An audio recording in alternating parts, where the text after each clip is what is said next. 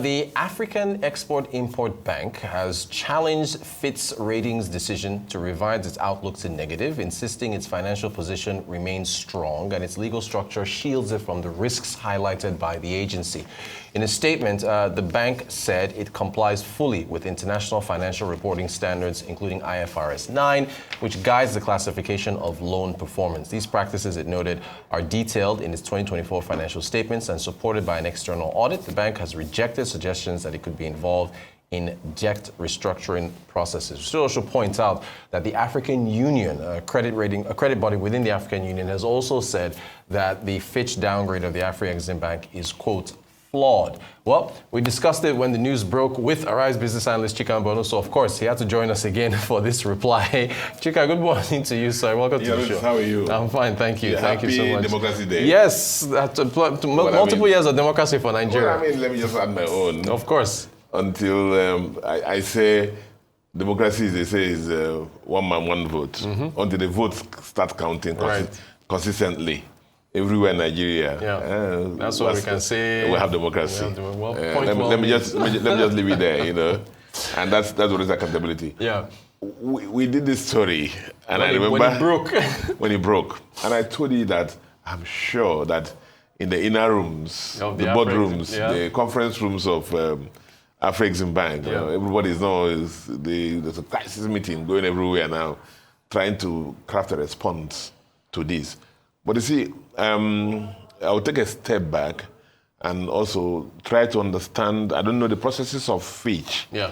For our viewers, those who may not know, have a background, the rating agencies prepare what I call ratings, they need to define it, yes, of organizations, companies, countries, and so on and so forth, and assign ratings to them that will enable them go out there to international agencies, banks, financial institutions to go and raise money. Yeah. And the higher your ratings, the cheaper, the lower your risk, and the cheaper that you can raise money. Yeah. So you can understand why, therefore, Afreximbank is aggressively pushing this. Yeah. Apart from the fact that a lower rating will give them higher cost of borrowing, reduce capital, most importantly, reputational risk, because it's the premier African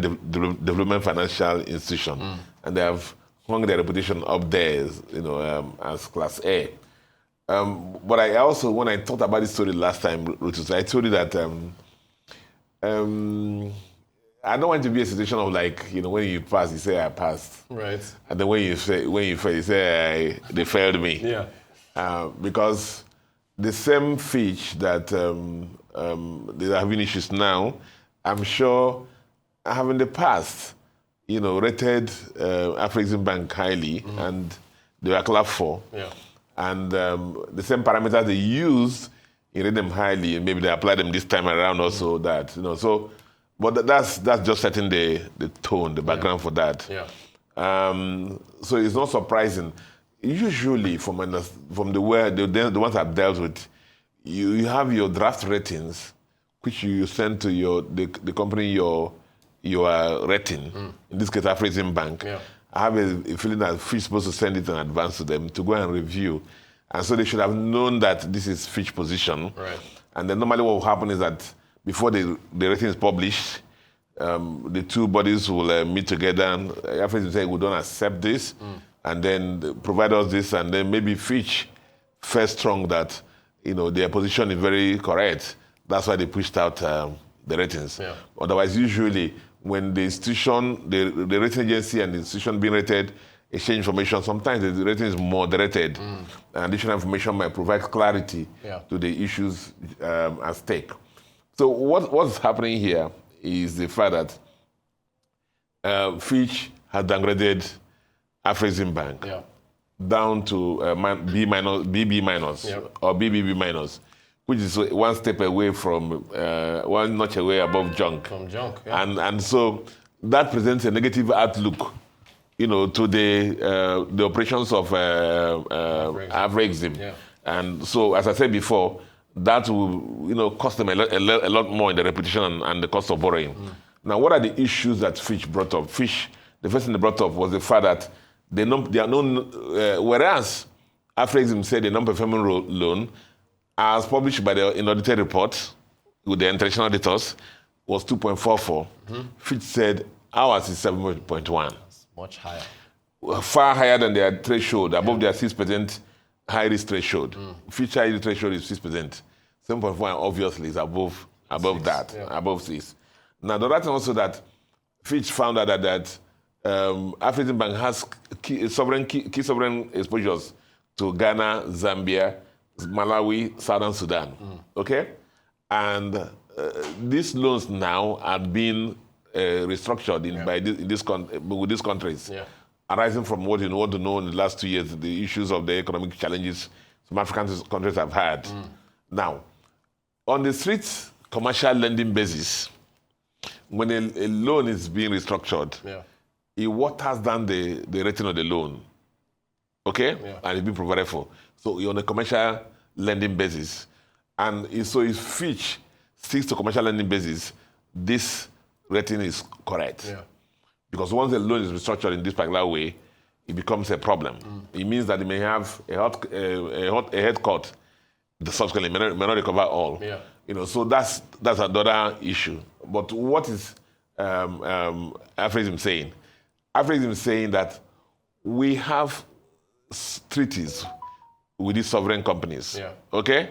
And what happens is that they cannot just, they can't just restructure anyhow. Now, our loans are immune from restructuring. And even whether they are done, we are preferred creditors. So that means you get paid back before any other thing. Preferred means you are above every other person. In this case, even whatever happens, you must recover the loan. So this is basically what this is. So summary, MPL 7.1 Fitch says, Afreximbank is saying 2.4. Sovereign treatment to Ghana, Zambia as commercial and at risk. Whereas Afrexim sees them as treaty-backed loans and are preferred creditors. Now, the other thing that major there that's contentious is Afrexim, Fitch says, your risk management processes, we have seen them as weak. Afrexim says, no, they're not weak. They're very strong. They comply with IFRS 9 and other compliances, and they've been certified by our auditors. And so those are basically the key differential issues there. But as you said in your rundown, Africa will support Africa. And there's an African peer review mechanism under AU, has called the classification by Fitch as flawed, very flawed. And urgent dialogue and better understanding of African multilateral frameworks. So without all this rambling, what should happen? What should happen? I think that the time has come for one, Fitch to look at their model of rating and then try to impute or recognize the fact that sovereign loans, or basically work with Afreximbank to look at the terms of these loans, sovereign loans, understand clearly the situation that Afreximbank has said that we are preferred creditors. That no matter what happens to the loans, we must always be paid. And the loans are not subject to restructuring. They are above restructuring. You remember what happened in Ghana? Of course.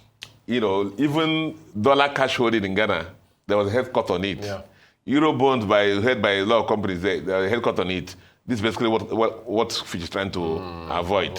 But Afrexim holds strong to it, that they are treaty-based bank, and this, you cannot analyze them just with the commercial banking platform or framework in doing your analysis, the analysis Fitch has done, and that should be able to resolve the issue. So let them talk more and take this out of the media and work together because this is very major for Afreximbank, very major. All right, Business Analyst Chika Mbonu, we always appreciate you coming down to break these things, make it simple to understand for us. Thank you so much for your time.